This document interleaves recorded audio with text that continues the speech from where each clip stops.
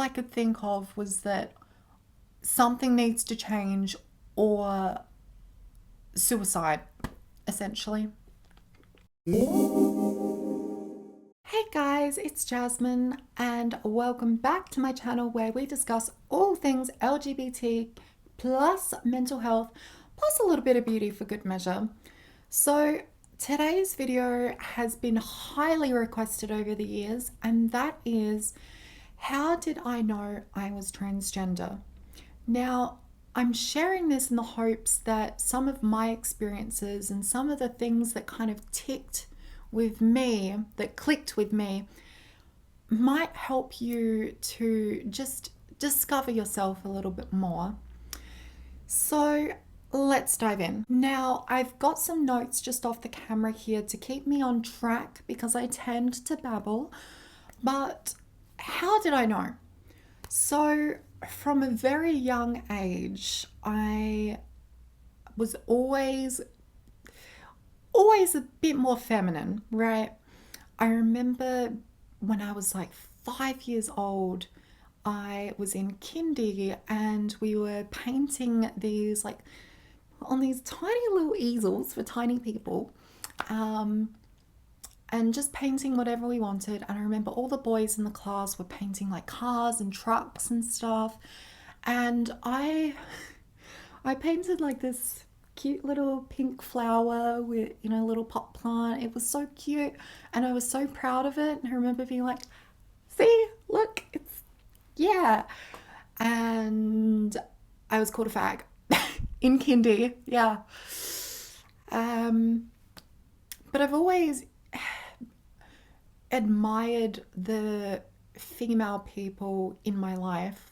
I've always had like strong female characters in my life. And I think that's kind of helped me connect with my femininity a little more. Some other things I remember from like my real little young childhood, I would have this, every kid's got like a signature blankie that they carry around. Well, I had a blankie and I remember using it as like I'd put it over my head and pretend that it's long hair, and I'd have a scarf that I would wrap around my waist and pretend it's a skirt. And I was just living my life. I was like, woo! And I'd put like my mum's heels on. And thankfully, I didn't have a family that was like, the f are you doing, kid? You a boy, get the. But yes, I didn't have a family that was really like, no, you can't do that. Absolutely not. And I attribute part of that to the fact that my family has kind of already gone through that discovery, I guess, like with my uncle. So my uncle came out as gay fairly young and he was always quite feminine. He was into drag, and my family was used to that and was like, oh, okay, whatever. So I feel like he kind of paved the way for me a little bit to not get that confused kind of, bruntness. Another really early memory I have is being on a holiday and I was in this little cabin. I was watching the news and Kim Petras was on the news. And those of you who don't know who Kim Petras is, what? She is like this trans woman pop star, and I hear her on the radio now and it makes me so happy. But anyway, I saw her on the news and she was on there doing this story that was like, what was it called? The youngest trans woman to get sexual reassignment surgery. And I was like, I was too young to fully understand what it was, but I remember it sticks in my mind like it has just been burnt into my memory. I barely remember anything else from that trip apart from seeing her on the news, because I was like, what? Someone is living like what I would like to live. I was like, this is awesome. Wow. And she got on HRT before puberty struck, and her voice didn't deepen, and I was like, oh my gosh, that sounds amazing. It seems so cool. But it didn't really click to me that young, and it kind of just went into the back of my mind. I was like, oh, wow, okay, that was cool. When I was 11 years old, I was staying with my uncle for a little while, and he was watching Drag Race at the time. I think this was like the first or second season of Drag Race. It was very early days, and I remember being like, oh, that's super cool. I like what they're doing. And he was like, hey, I've got a full makeup kit. Do you want to, have a play around? And I was like, yes, I would love that. Yes. And we did. And it was the first time I was put up in I had a wig on, I had my eyebrows covered, and I'll insert a photo actually. I'll insert a photo. But I remember being so happy about that, and I was like, this feels amazing. I love this. And we took a whole bunch of photos, and I was so I was like, oh my gosh, I can look like this. I like this. And I remember going to school, and I was showing my friends these photos and pretending that it was my cousin. I was like, yeah, my cousin and I were there, and we did a makeover on my cousin. Do you think she looks good? I was trying to, I don't know, I wanted to share it with people, but I was so nervous about it as well, and that was my way around it apparently. Hi, high school friends who remember that happening. I haven't really spoken about that, but yeah, it was me. And when I was 13, I got my first boyfriend, and was like, oh yeah, this feels good. I'd had girlfriends in the past, but it's when you're that young, a girlfriend is it's not a relationship. I don't count any of that. But anyway, I had my first boyfriend and was like, yes, that it feels right to have a boyfriend. And I came out as gay. And during this time, I started getting more and more comfortable with femininity. I started wearing makeup. I had no money, so I kind of just pinched a little bit of makeup out of my mum's, makeup thing that she never used. And then I also stole some makeup. Oops. But yeah, I started wearing eyeliner and was like, oh, this is cool. Yes, like this. And then I started just wearing tinted lip moisturizers, and I got a lip gloss and was like, oh, that looks cool. I like that. Started shaving my legs and was like, oh, my legs look so nice. I like that. And it was just this gradual thing, right? And it felt so liberating to be out and just expressing myself how I wanted to. Because, in school, it was awful. I was constantly reminded that being gay was a bad thing, being feminine was a bad thing. And I was called a fag constantly.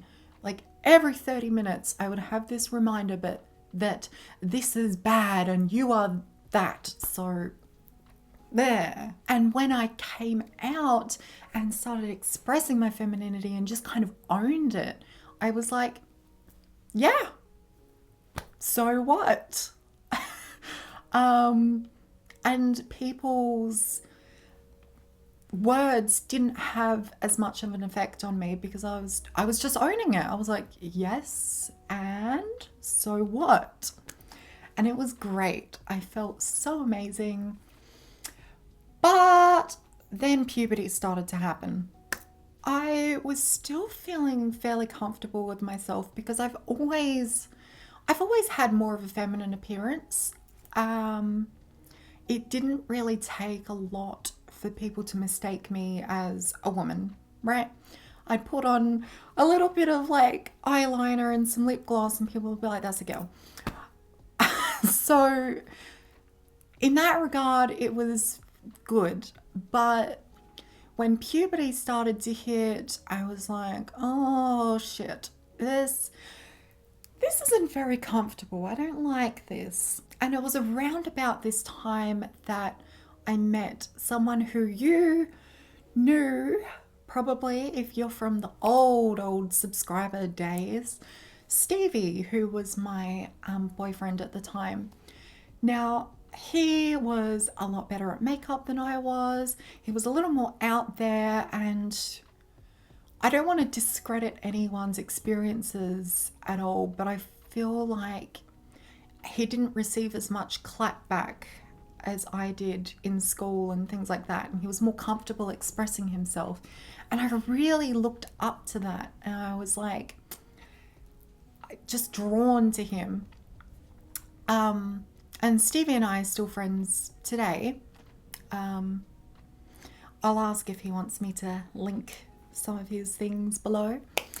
But yeah, I was really drawn to his like makeup ability and stuff, and I really wanted to get to know him and kind of experiment more, just find myself more.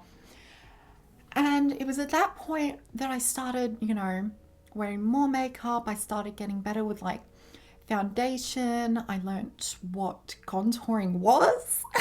And I feel like we really kind of just went through this journey, and I started discovering myself more.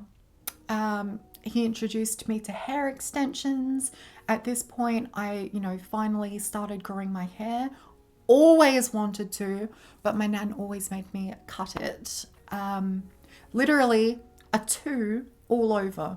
It was disgusting. But when I was old enough to be like, no, that's not happening anymore, I did, like immediately. And everyone thought I looked like a shabby mess because I had this like weirdly outgrown hair that wasn't long enough to be cute, but it wasn't short enough to be nice. It was at an awkward stage, but I was growing my hair and I was convinced that I was just never going to cut it again. And I pretty much haven't. Like I have, but it's been very few and in between. I'm so scared to cut my hair, but it's getting pretty long now. It's like down to my hips. But yeah, introduced me to hair extensions, and I started wearing those like fairly regularly, and I was really enjoying that. And I started playing around with my appearance more, and I started watching YouTube videos and following people who were more expressive with their gender.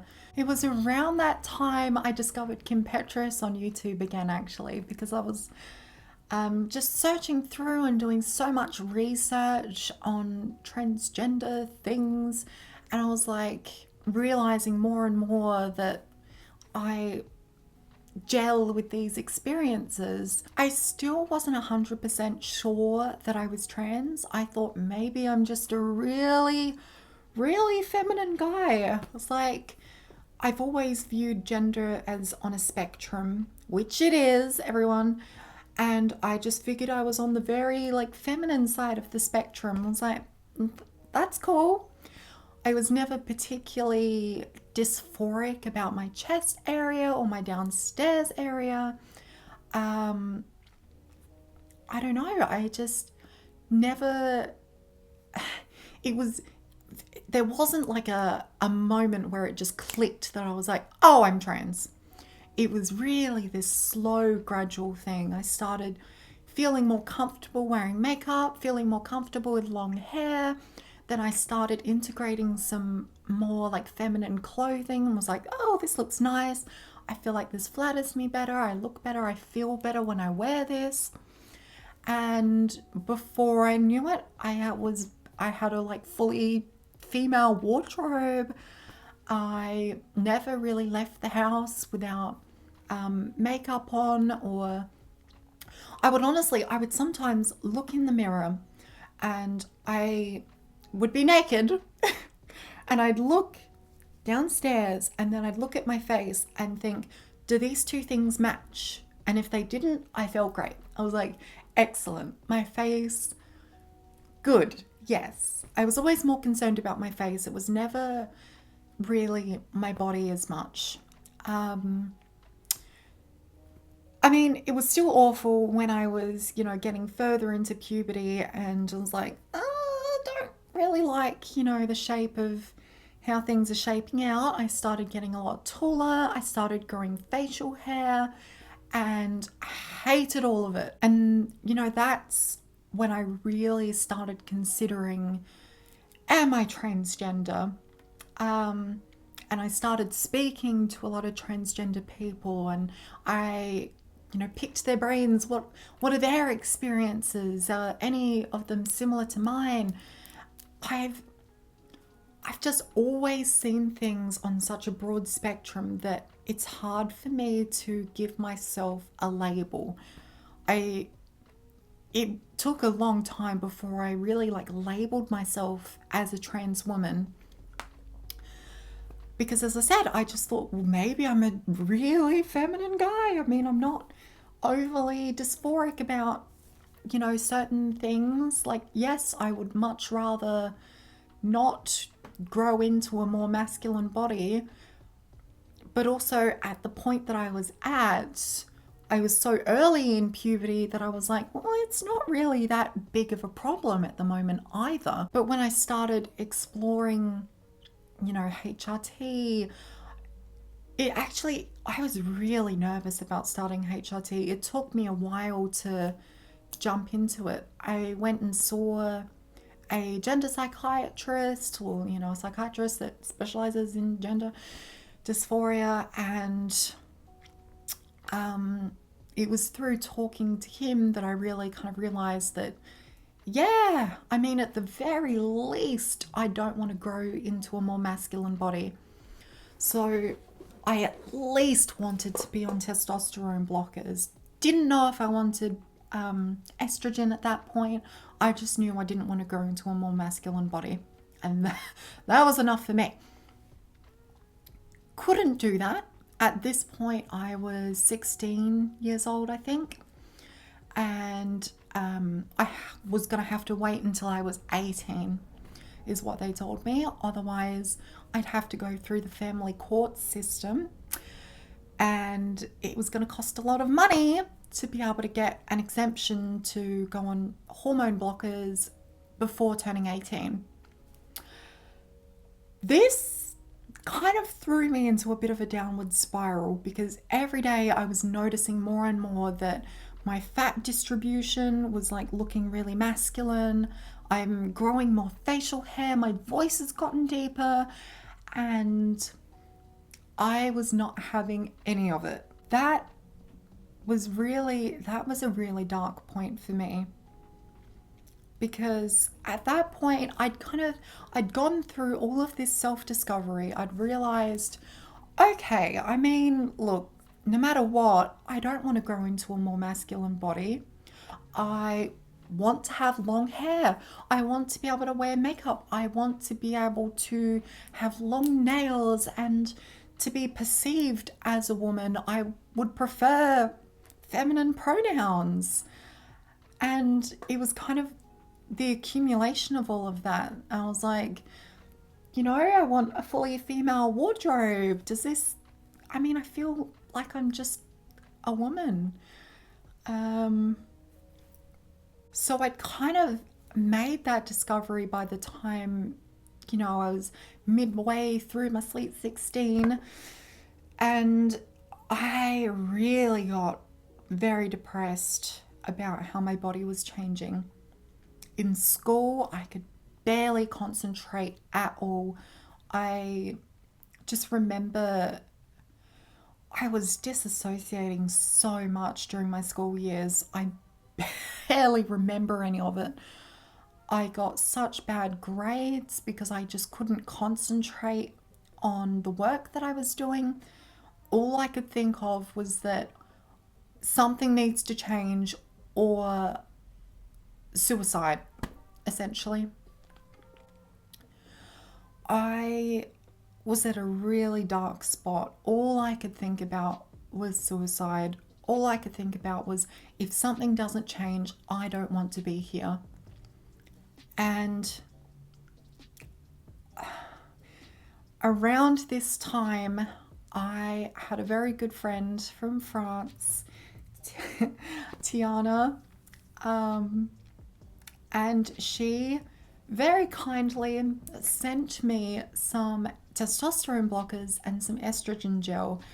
And I'm still so, so thankful to you. Love you so much. Mwah. And I feel like at that point, it saved my life.